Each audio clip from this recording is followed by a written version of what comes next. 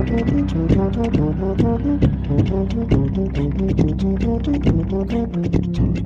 Europäischen Literaturtage, das ist eine Begegnung gewesen von sehr vielen verschiedenen Menschen, die verschiedene Ideen und verschiedene Erfahrungen gemacht haben. Und ich hatte den Eindruck, manchmal haben wir gedacht, oh, wir sind alle auf demselben Level, wir denken alle das Gleiche. Aber dann, wenn man so ein bisschen leicht an der Oberfläche kratzt, merkt man, nee, es gibt Unterschiede. Und das wäre ein Ort oder könnte ein Ort sein, wo wir mehr über diese Nuancen sprechen. Was besonders macht, ist eben, dass es europäische Literaturtage sind. Das ist ein internationales Festival und eben mit Autoren und aus Europa. Und das ist eben sehr, sehr spannend, dass wir alle zusammenkommen können, eben in einem Ort, der hier ein bisschen abseits liegt und eigentlich auch beschützt ist. Ja, und jetzt auch im Herbst eigentlich Off-Season, das ist keine touristische Saison. Das heißt, wir sind eigentlich, wenn man mal sich die Leserschaft wegdenkt, unter uns. Ich meine, man kann sich natürlich der Wachau nicht entziehen, dem Charme der Landschaft und auch der Ortschaften und des Weins. Also ich habe gerade mit den Kolleginnen von weiter weg gesprochen, sie haben gesagt, das Erste, was mir erzählt wurde, ist, du musst diesen Wein hier trinken.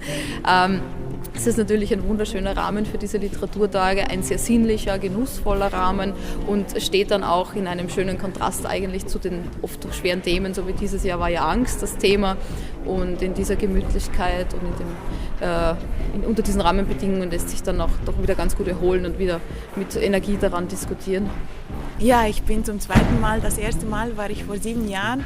Das war die zweite Ausgabe der Europäischen Literaturtage. Ich war da als Autorin. Ich hatte ein erstes Buch, das an der Donaumündung spielte und ich war als Festivalschreiberin da.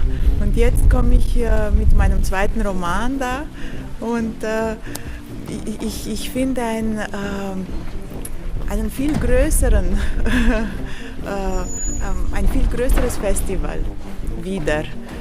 I think the nature and the place and the rooms are very important and makes kind of an atmosphere and a place and a space where the meeting between people can take place.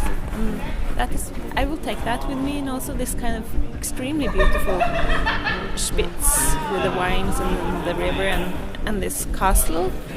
And we have been kind of inside this castle, going down in the cellar, eating and up and down and up and down. But mostly I think I will take with me the meetings with other people, kind of the meetings when people are exposed and being together for 3 days, as we have been. It gets kind of intense. Die Literaturtage in Spitz sind besonders durch diese Gegend einfach.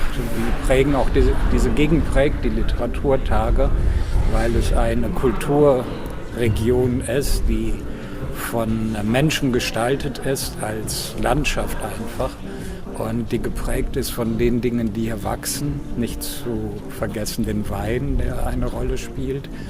Und dadurch, dass es auch etwas abseits der Metropolen ist, ist es eine Gegend, in der man sich konzentriert auf Literatur einlassen kann. Und das eben in einer sehr angenehmen und sehr schönen Landschaft und Atmosphäre.